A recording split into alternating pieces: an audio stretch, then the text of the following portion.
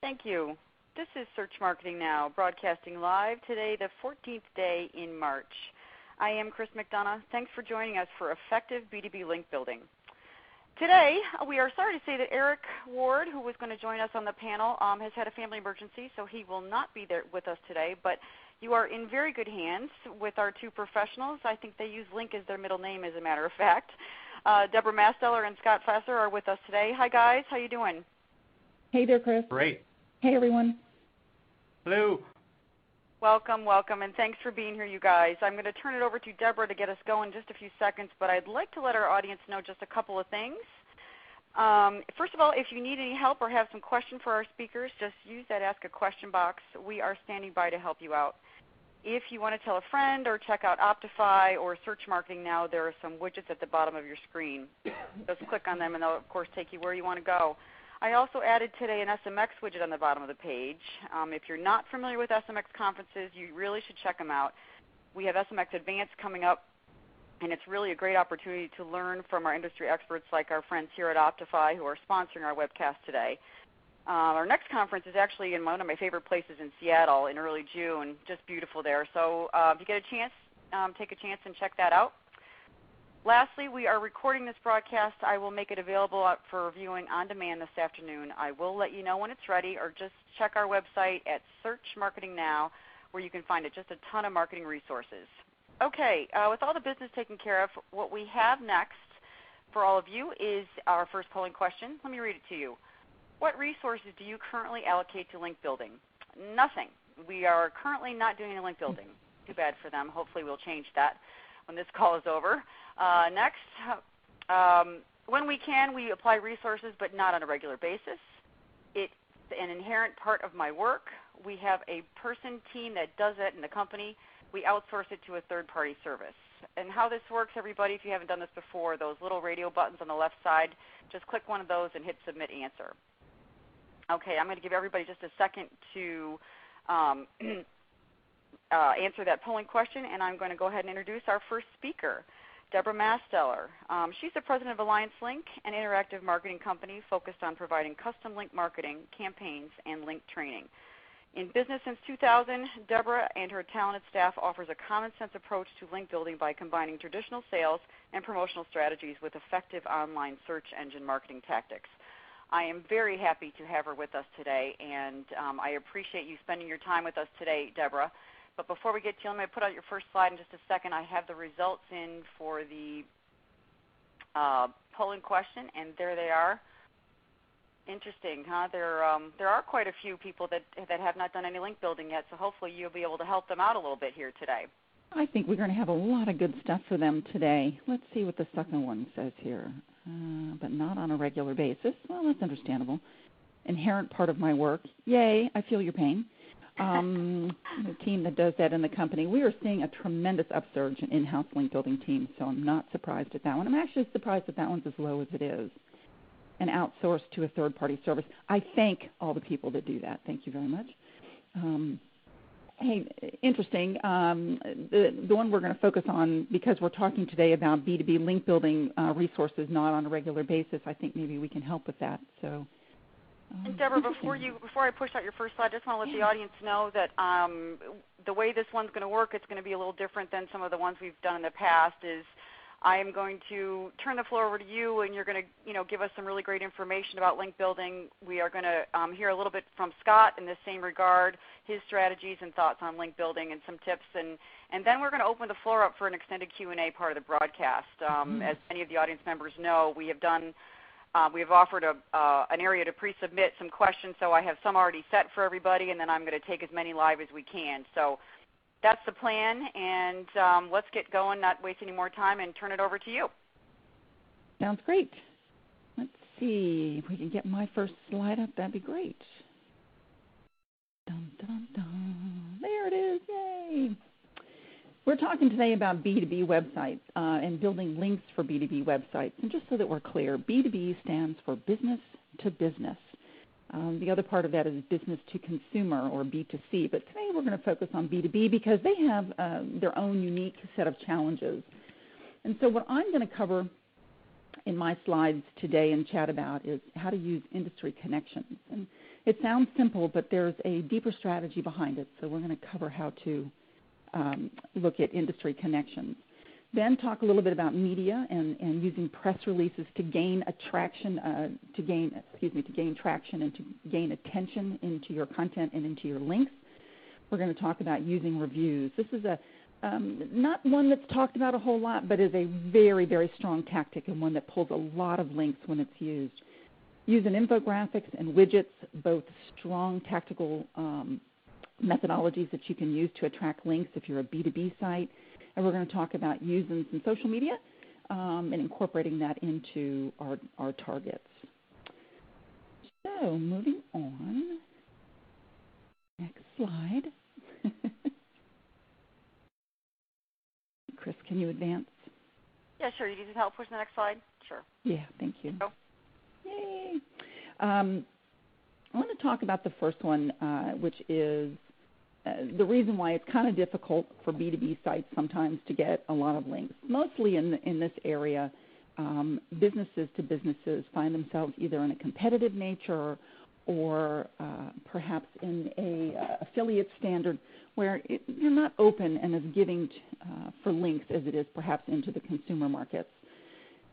Try to overcome some of these challenges. What we look for when we're creating strategies is we look to overcome objections. You have to find something that's neutral territory, something that is a point of commonality that businesses all share and want information on. If you can develop neutral content and have neutral strategies, you'll find that the linking portion of it becomes much easier from you.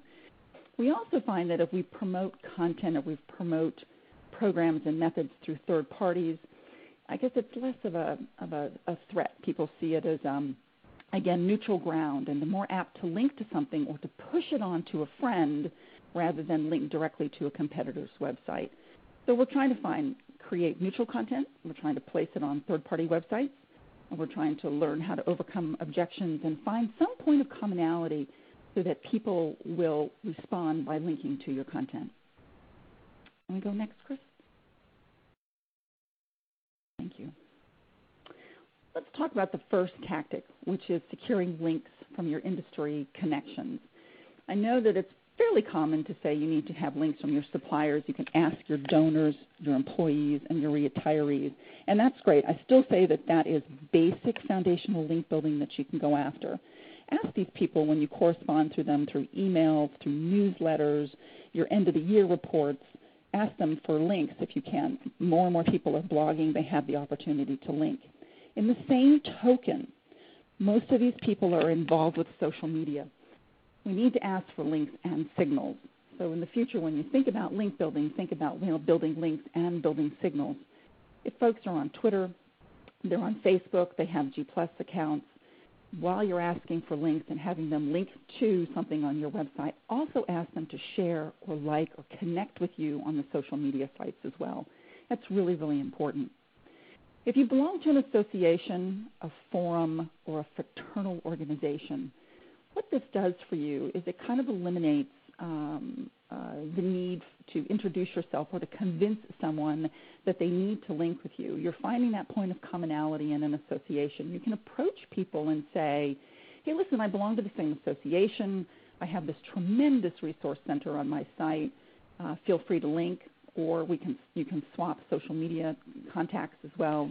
Follow them on Twitter. They can follow you. When you belong to an entity that's a neutral third party, it makes that point of commonality a little easier. It makes that introduction a little easier and gives you a straight path into someone else to ask them for a link. I do this with associations all the time. It's one of my greatest assets because associations have directories and they have email lists that you can use because you are a member, and then contact those people and just say, hey, we belong to the same group. How about we do some sort of content promotion together, and that really works. Now, if you don't live in the United States, a fraternal organization is probably not something that you're familiar with. They seem to be more prominent here, but most colleges have fraternal organizations for every type of industry. The one that I've listed here is Delta Sigma Phi. That's a business fraternity. And when people graduate from college, they remain in the fraternity, and the fraternity becomes a philanthropic or a charity-based fraternity that supports that particular industry. In the example of Delta Sigma Phi, there are hundreds of thousands of people that belong to these fraternities, and they have hundreds of offices across the United States. If you're belonging to one of these associations, again, you have a point of commonality. You can work with people within your organization to secure links, to do joint promotions, to guest blog on their blogs, to become part of their social networks, et cetera, et cetera. What you're looking for, again, is someplace to join so that you become part of something. You want to break down those barriers of competition. Chris, can I go to the next one? Thank you. Another terrific tactic for a B2B industry is using an infographic and a widget. Infographics are best served if they're done neutrally, if they don't have your brand and your logo plastered all over them. When you offer them through third-party sites, meaning third-party sites host the infographic, you'll find that they are reprinted or retweeted or reshared much more frequently. A great case in point, excuse me, 2 weeks ago, our friends at Blue Glass, which is an SEO company based in Tampa, they did an infographic, a generic infographic about content development. Mashable hosted the infographic for them, and within the first 6 hours, they had 6,000 retweets of the infographic. 6 days later on the Blue Glass site, the same infographic only had 70 tweets. So you can see where businesses to businesses are less apt to tweet or to link to something if it's on a business site than if it's on a third party, especially a news-related site. So when you're building your infographics, you want to make them more neutral, and you want to look to see if you can have them promoted on third-party sites. Including quotes from competitors is a great way to get a piece of content retweeted and linked to. In our particular industry, we have a woman, her name is Ray Hoffman. Every year she asks all the people who build links to do a joint post. We kind of give our 2 cents worth. She takes that post and she puts it on her site. And again, the links and the tweets that happen from the people who are participating in the interview is phenomenal. So the more you get people involved, the more they're going to promote themselves. Hey, Debra, I don't want to interrupt you really quick, but could you explain what an infographic is? We've got a couple questions from the audience quick. Oh, sure. Thanks. I'm sorry. An infographic is a visual story. It tells a story. It explains a concept. It provides information visually. Think about a cartoon on steroids with many more panels, but it's on a specific topic. So, for example, if you wanted to do an infographic on how to do a particular type of link building tactic, you would create it like kind of like a cartoon visually and in a storyboard format. It's an entertaining piece. It's less about reading and more about being entertained and being educated at the same time.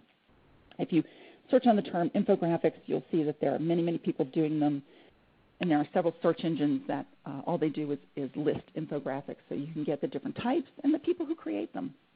They are very effective as a link building tactic at this point in time. Both widgets and infographics can be customized, and if you're creating widgets, little badges and so forth, which I'll show you on the next slide. Chris, can you go to the next one? Thank you. If you're creating widgets, by the way, there's a terrific site online called Widgetbox, B-O-X, widgetbox.com. They create them. You can customize them. You can also use their free services if you like. What's wonderful about them is that they have thousands of examples that you can use to get ideas from. If you're creating widgets, and you've probably seen these, they're on people's sites. They help you find your mortgage calculations. They tell you the time. The one that I'm showcasing here is a pregnancy widget. And the widget is embedded with a link that goes back to your website. In this particular widget, the person that has this one, you can customize it with your name and when your baby will be born. So you put it on your blog, and people kind of watch as your baby is growing in utero, if you will, as the time goes by. The thing is, this particular widget, if you look on the bottom of the slide, you can see it has 37 or 35,000 results in the search engines, which means there's that many people hosting this widget someplace across cyberspace, which is just awesome. So you get a lot of links, but widgets are wonderful for exposure and building brand. The point here is make sure that you offer cut and paste instructions for the widget so that people can put them on their websites. They can copy them from your site to theirs so that they're linking back to yours. Chris, can you go to the next one, please? Thank you. Here's the one that I was talking about earlier that I said was a really, really powerful tactic. And of all the tactics I use, this is the one that garners the most links and the most high authority links because it's the type of tactic that it is. Reviews are very, very powerful. They influence what we do and how we buy. They stimulate advertising. They can help monitor your reputation. They really are kind of an all-in-one link-building tactic. If you're not a brand or if you are a brand, this works both ways. It doesn't matter. All you need to do is start writing reviews of products in your industry and hosting them on your website. Chris, can you turn, please? Review everything in your niche, which if you have a site selling products, this should be fairly easy.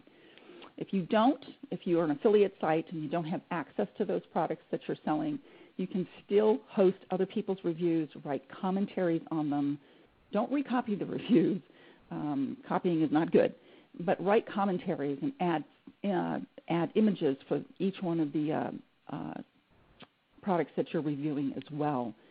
Include everything, videos, podcasts, anything that you can find on the particular products. You want to put those on your website and promote your website as the ultimate space for reviewing those particular products. People will link to you as a result. The images that you have, as long as you own them, can be spread out to sites like Pinterest. Pinterest right now is very hot. Everybody's talking about it. Everybody's using it. If you own those images, put them on there and put a link on the bottom, just like this young lady did on the picture that you're seeing. It just says, I have more reviews on my blog at blah, blah, blah. And that's what you're going to want to do as well. Reviews are a hot commodity on LinkedIn and in response to questions being asked on Quora. Quora is a Q&A site. So make sure that you offer your review information to your groups on LinkedIn and encourage them to link to it. Just say, hey, if you really like this, link to it. People will. Sometimes all they need is a little bit of encouragement. Every time you have a new review, throw a press release out and let the world know that you've reviewed a product on your site. Papers will pick it up, people will pick it up, and people will link to your reviews. Chris, can you turn this, please? Reviews are not always written reviews. Keep in mind that video universal search results are a big ticket right now. And one of the ways to break into that and to get your content to show in universal search results for your keywords is to have a video channel. So you can do that and make sure your reviews go on video as well. And these are two examples here. Somebody did baby strollers. I don't have a thing for babies, guys. I just found really good examples here. And then also for the dashboard camera. Again, it's not just written. Make sure you do video, get involved with video, and you can also do podcast. Chris, can you go? Thank you.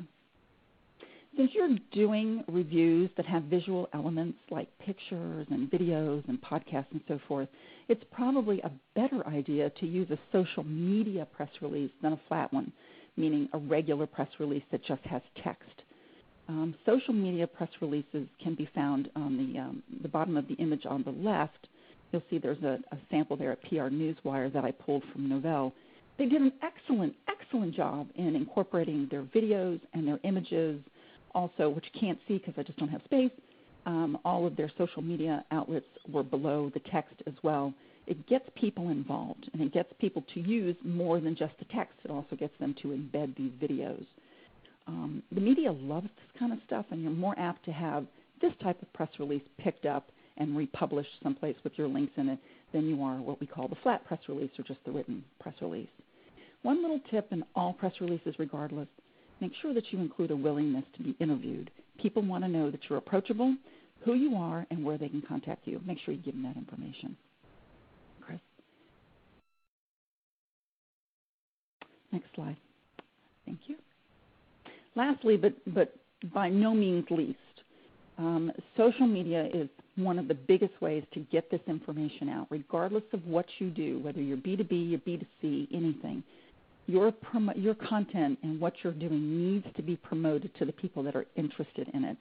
Right now, social media is the way to do that. You can also use email lists, your newsletters, your autoresponders, lots of things that you can get the word out. But right now, for massive appeal, social media is the way to go. If you don't have accounts at Google, Twitter, and Facebook, I highly, highly urge you to get them immediately, especially the Google Plus accounts, and have them tied into anything and everything that you're writing. Have all of your content and your authorship tied into your Google Plus profile. Participate on LinkedIn. LinkedIn for B2B is a hot, hot ticket. Lots of people on there, lots of groups to get involved with, and people are actively looking for vendors and suppliers on LinkedIn. They want that content. They want those relationships. B2B is more about building relationships long-term for links than it is anything else. One little thing, too, StumbleUpon, great opportunity to buy StumbleUpon ads. If you want to buy ads on them and then send them to the content resources on your website, once they hit those pages, those content resources, just make sure you have a call to action on the bottom that says, hey, link to us. Be surprised what people will do if you just suggest it to them. Next slide, Chris. That's it for you. That's it. Yay! Yes, for your formal part of the presentation. So we're gonna move right to the polling questions. And audience, of course, Debra is going to be sticking around here right after Scott's done, and you get all your chance to ask her questions directly. So go ahead and start submitting away, although we've already had 1 million in here for you already, Debra. So get ready, get your glass of water, because we'll be right back at you, okay? Sure. All right.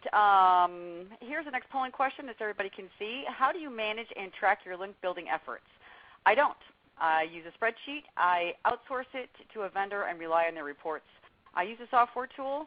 I'm trying myself, but I could really use some help to do a better job. Again, same drill here, everybody. Just hit one of those radio buttons and hit Submit Answer.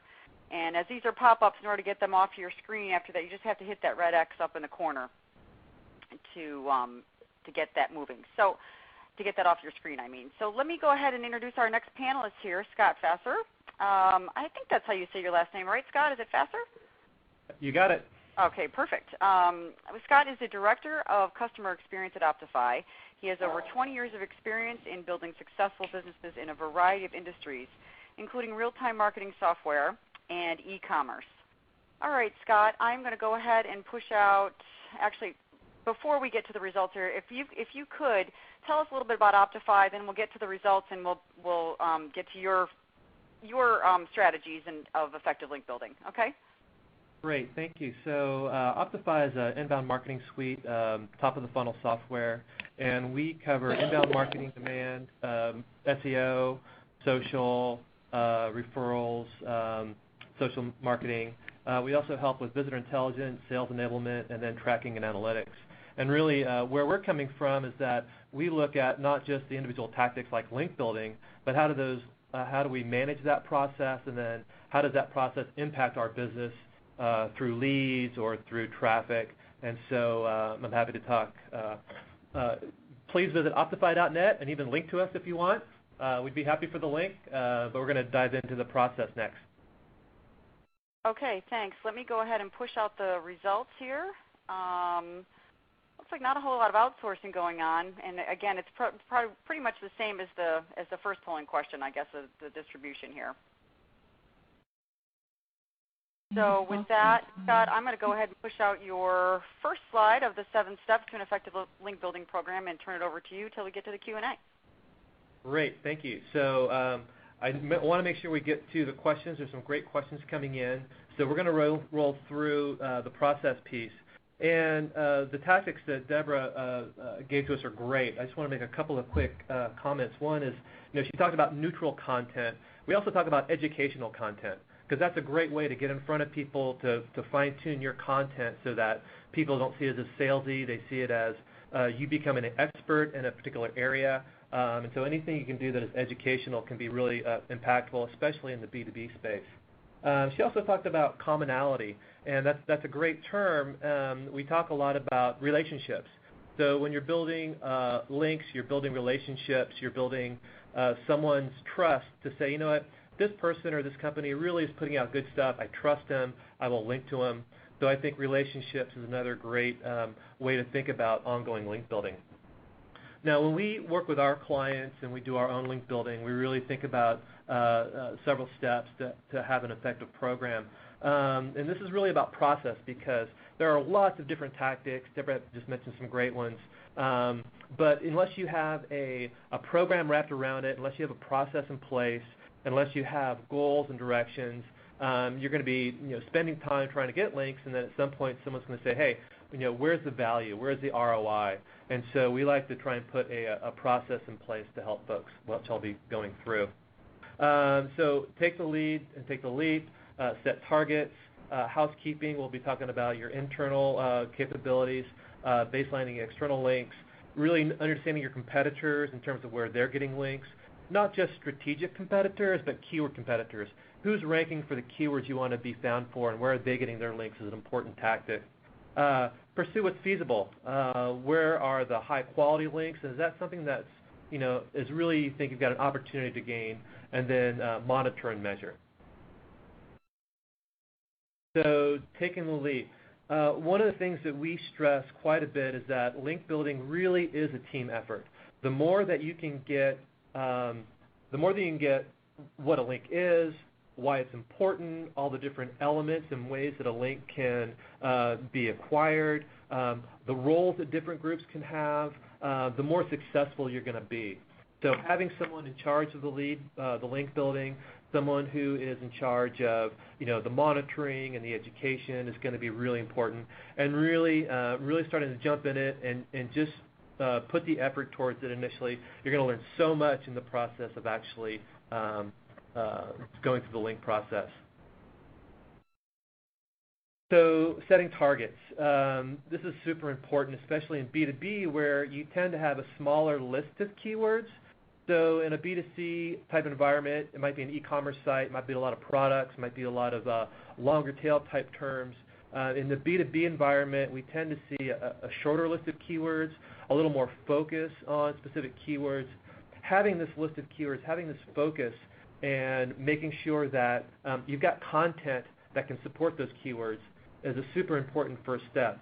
The next thing, you really want to make sure that everyone in your organization, everyone responsible for communication, anyone responsible for creating content, understands what those keywords are and then how they can use those keywords in their particular communication means, whether it's a press release like Debra talked about, whether it's a blog post, whether it's an article, whether it's a white paper, all this content that you are putting effort towards generating, making sure that that team knows what your focus keywords are and how they can use those keywords in their materials so that when it does get socialized through your social network, when you do get the links, you're getting not just a link, but good quality anchor text as part of that link.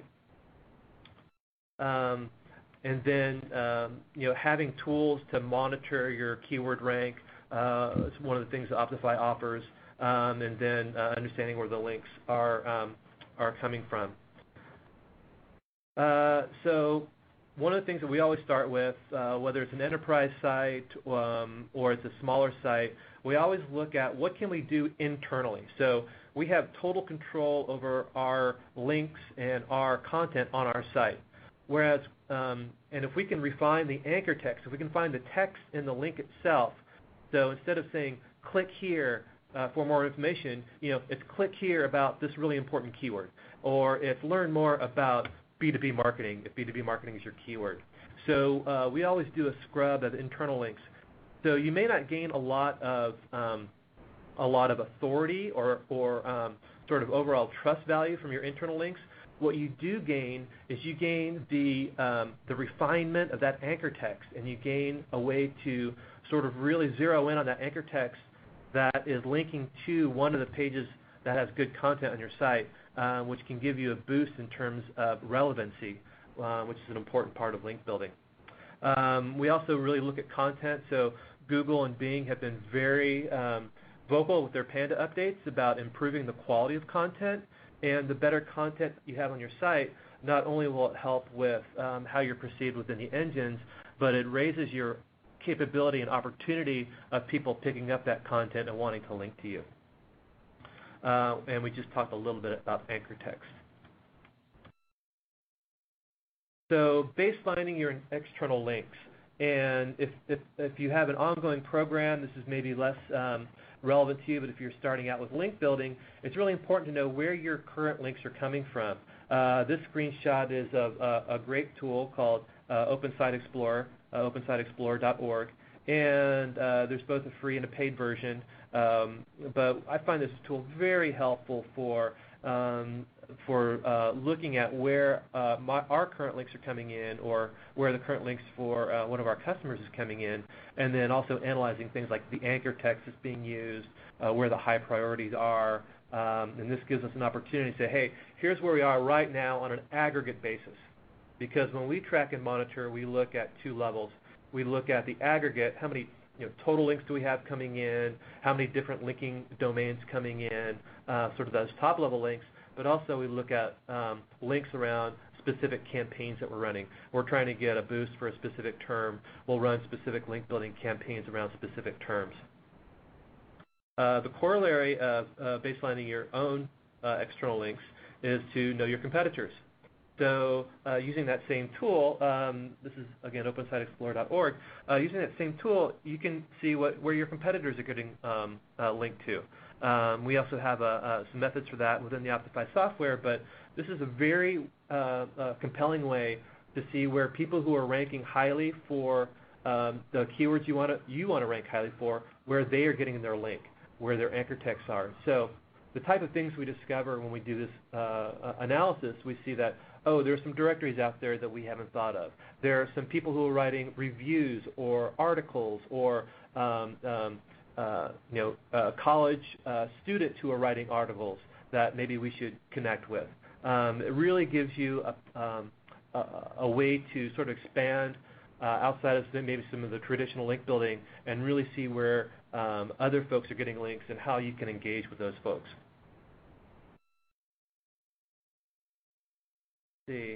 So pursue what's feasible. So this is a screenshot from Optify and one of our link suggestion tools. But what we also try and preach with our link building programs and educate is, when you are going after a link, is it something that you have a shot at? Because link building is an activity. It does take resources. It does take time. And by jumping in and looking at where the links are coming from, understanding what the content is on that site, who the person or organization behind that page that's building content, understanding who that is, and then saying, no, is this really relevant for us? Do we really have a shot? If it's a review where they reviewed 3 or 4 different companies and you're not part of that, that's absolutely an opportunity for you to say, hey, I see you reviewed these guys, you didn't include us, how about including us, and I'll work with you on that, because that can be a great quality link. If it's something where it's a major article or it's a competitor and you don't feel like you've got an entree into that organization, then maybe you shouldn't actually spend time doing that.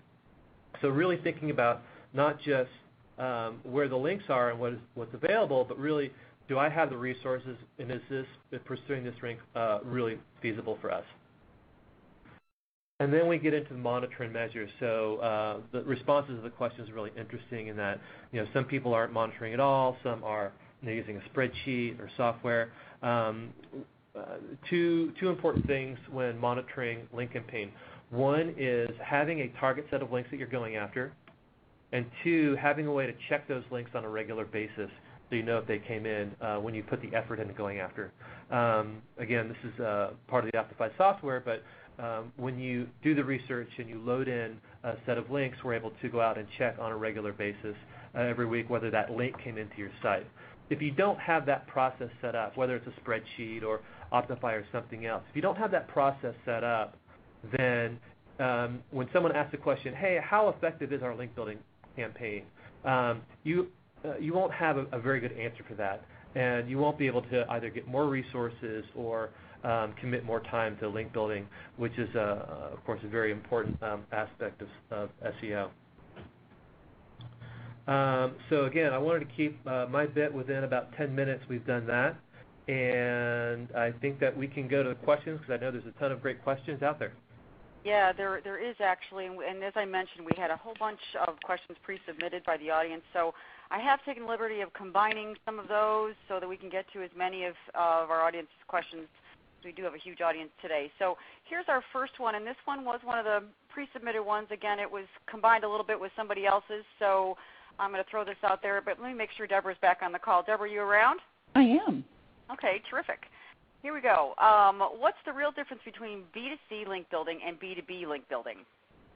Yeah, so I'll jump in here first. So I mentioned during the presentation that with the B2C, it tends to be much broader in terms of terms. It tends to be a longer list of terms, and it tends to be longer tail. With B2B, we're really looking at a smaller set of focused keywords. There tends to be less opportunity for a lot of dynamic content, a lot of content generation, so it tends to be a little more focused. Debra, what do you think? You know, I agree with you there, and also mention that B2B seems to respond well to, very well to reviews and white papers, newsletters. They seem to like written data that supports a position, mostly an industry position, a trending position. They're very big on trends too. They seem to like to share and link to that kind of information. So B2B markets have to educate and people, and they have to put prospects at ease. You know, B2B market is really after more prospecting than anything. So for that information, so if you're looking for educational material, written material, anything that kind of states and presents a case. Those are the types of content pieces that are heavily linked to. Yep, agreed. Hey, Scott and Debra, before we move on, I do have a specific question on one of your slides on there, and the audience member wants to know if you can define some of the metrics on the right-hand side of your link analysis screenshot. Was that your last slide, monitor and measure? Yes, I've still got that up, so I can push it if you'd like. I'm going to push it right now. There you go. So Okay. if you could just answer the question, and we'll move on to other questions as well. Sure. So we assess a priority based on, that's our own internal metric, based on several factors, including how many links are coming from that page that's linking to pages that are ranking for that keyword. That's a priority metric. Obviously, link to my site to check if it's there. If you've had a link and that link has gone away, we show you a little circle with a red circle with a line through it. That is a regular occurrence where you may have gotten a great link and for some reason it's gone away, so you want to re-engage there. Links to competitors, that's a number, so we capture and monitor competitors within Optify, and then if that same site links to your competitors, that's a great entree, or it's a great angle for going and looking at those sites. And then we do pull in PageRank of the domain. PageRank is a Google metric that is publicly available that says how authoritative a particular domain or page is. As part of our software, we actually pull in the PageRank for the domain, so you've got an idea about how authoritative that domain is. It comes on a scale of 1 to 10, 10 being fantastic, 0 or 1 being maybe not worth your time. Yeah, thanks for that, Scott. I'm going to move on to another one of the pre-submitted questions. Again, I don't even remember which ones I combined with which, so some are not exactly the way you submitted them, but they're close. So here's one. What's the most effective ROI for your time when it comes to link building? We think about link building in multiple categories. One of those is in terms of building links that can scale. So Debra talked about infographics and studies and those types of things. And those types of things can really scale. If you can get a good infographic, a good widget, something that can go really viral, maybe it's a video, a review, those types of activities that have a high scale component are a great use of your time. Mm-hmm.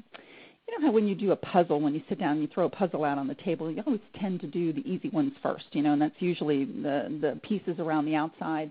In link building, it's kind of the same way. You want to go for that low-hanging, easy, you're going to get it type of link building so that you have a basis or a foundation to start from.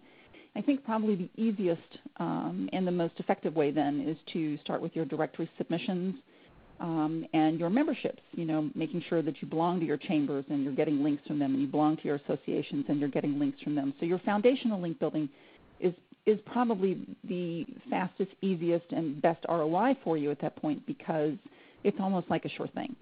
You're going to get those links, and you're going to get them working for you right away. Okay, thanks.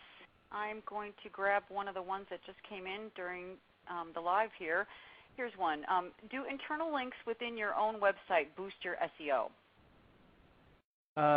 Yes, they can. Specifically, if you can refine the anchor text or the visible text of the link to help give you some additional relevancy around that term.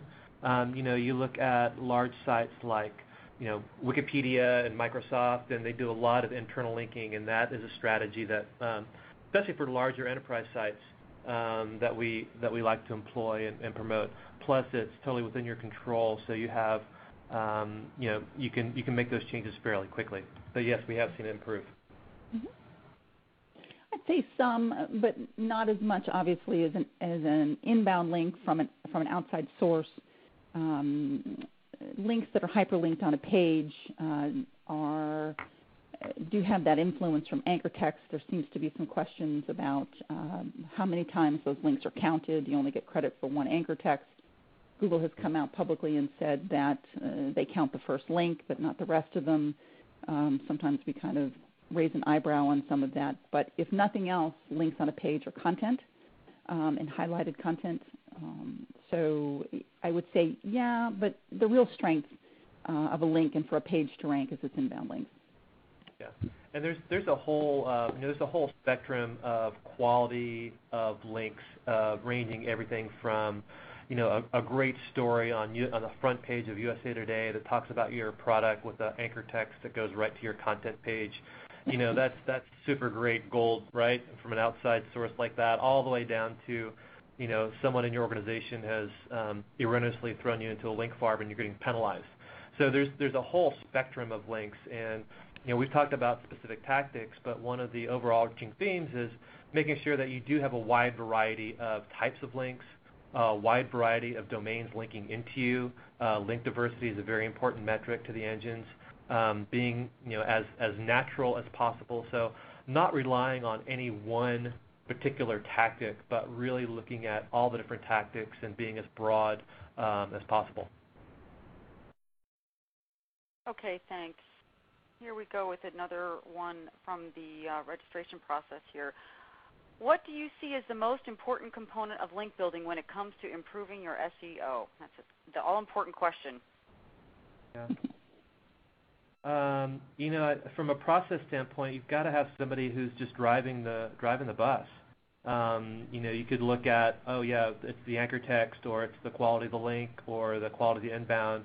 But at the end of the day, you've got to have someone who is actively managing the program, actively promoting the right kind of content, actively looking for different opportunities. So when I think about a program, that's what I think about. Mm-hmm. I think when I saw that, my first thing was improving SEO. I'm going to assume that they're talking about search engine rankings right off the top. So right now, not only do you need to focus on your links, you also need to focus on signals. And we stress a lot about getting links from authoritative or quality sites, and I think that's true from an algorithmic standpoint. It's also true from a social standpoint. So it's in your best interest to develop partnerships and to get links from pages that are actively tweeting and Facebooking and liking, or whatever they call it there, and on the G+ scale as well, so that those signals are being reinforced within the search engine. I think you really need to do your homework on host sites. Your host sites, I'm very fond of saying this. This is my new thing. It's not what you do, it's where you do it.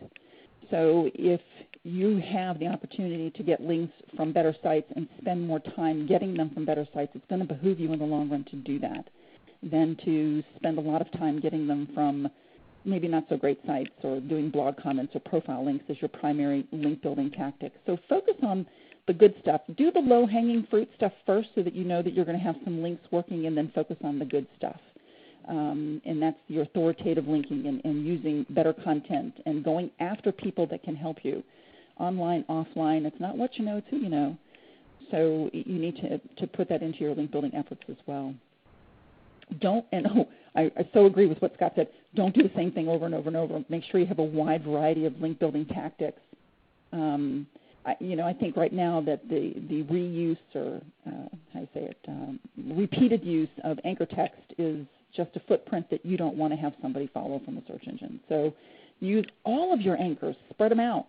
Use synonyms, use nicknames, use your company name. If your Google Plus profile is your company name, link with your company name. Get that out there. Get that out there a lot. You optimize your pages for multiple keyword terms. Use all of them. The long tail, hate that term, but long tail, short tail, whatever you want to call it, bobtail terms. Use them all and make sure that you're linking into multiple pages. Don't overdo it.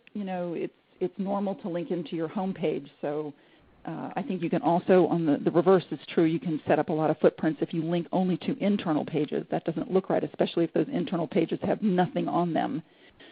So try to make it natural, but use everything that you can so that you do yourself justice. Yeah, I wanted to add on one additional point there in that when we think about the social networks, one of the things we do is we really focus on building out the number of followers, number of people we have relationships with, likes, shares, really building out those social networks.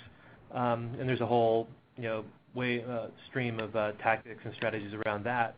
But by having that focus, when you do have some content, when you do have a press release, when you do have a webinar, something you do want to do, you've got a much larger audience that's receptive and willing to listen to what you've got going on and then help you support that. So as a core tactic for link building and really content syndication, make sure that you've got a plan and a process in place for building out your social networks on all the different channels that you can manage.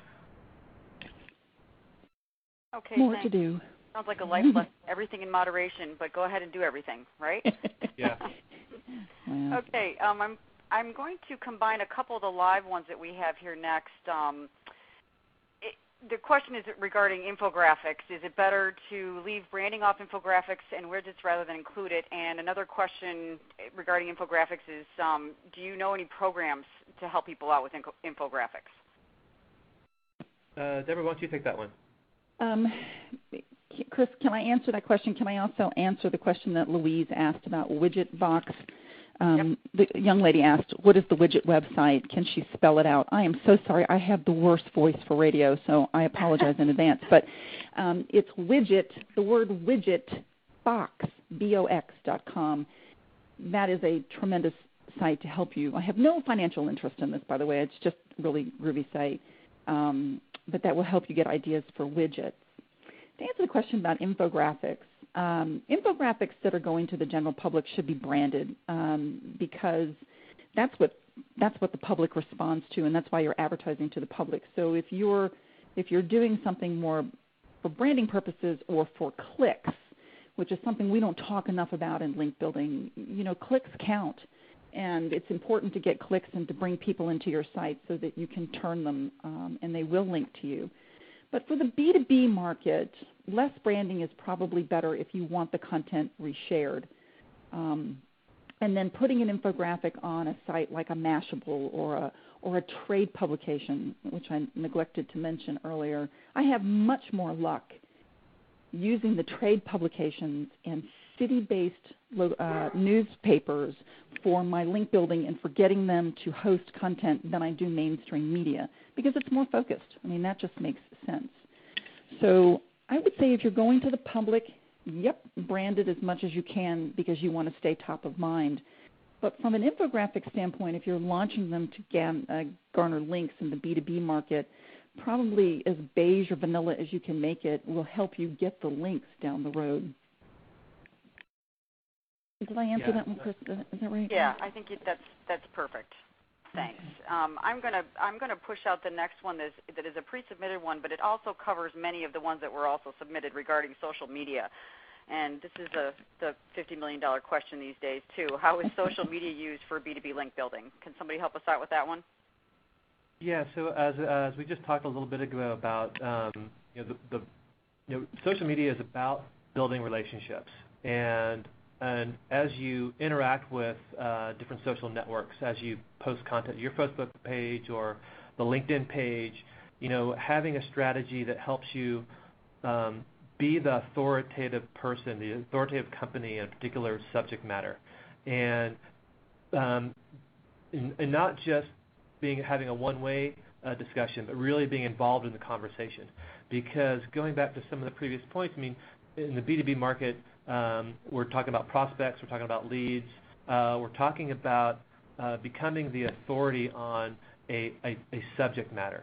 And what social networks can help you do is participate in conversations that allow you to show that you are an authoritative person in that subject matter through Quora, through LinkedIn discussions, through all the different Q&A sites, and then really building out the number of people that you have this conversation going on with, so that, again, when you have a white paper or when you're ready to really have something that you want to share, you can syndicate that content, and then the goal is to have those people see the content, like it, and then link back to you from their own sites. Now, one of the things about social media networks is that if you get a link from inside of LinkedIn or Quora or Facebook, those are no-follow links, so you don't get any true SEO value from that, but you will get traffic, you will get awareness, and ideally you will get some other folks within your world or within your network who are going to link back to that content on your site. Mm-hmm.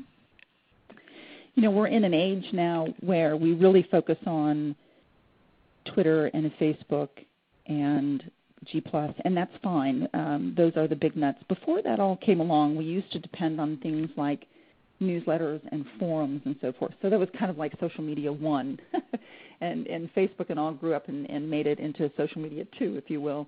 Don't overlook those venues, though.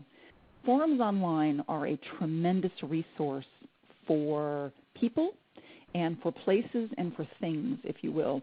You still have, most forums still allow outbound links, and for the most part they're about 50-50. Some use the no-follow, some don't. But what you find in forums are other people who are passionate about content, about topics like you are, and what those people have, 99% of them, are blogs. So again, a lot of social media is about finding sources and about finding outlets and finding venues that you can place your content. Into the forums you should go. You should be looking at the people who moderate, some of the top users. Different forums call them different things, people that are active on there. And look to see in their profiles if they have their blogs listed, or just do a little homework. Most of them have signatures in there. Terrific opportunities to find people that have blogs that might host your content for guest blogging.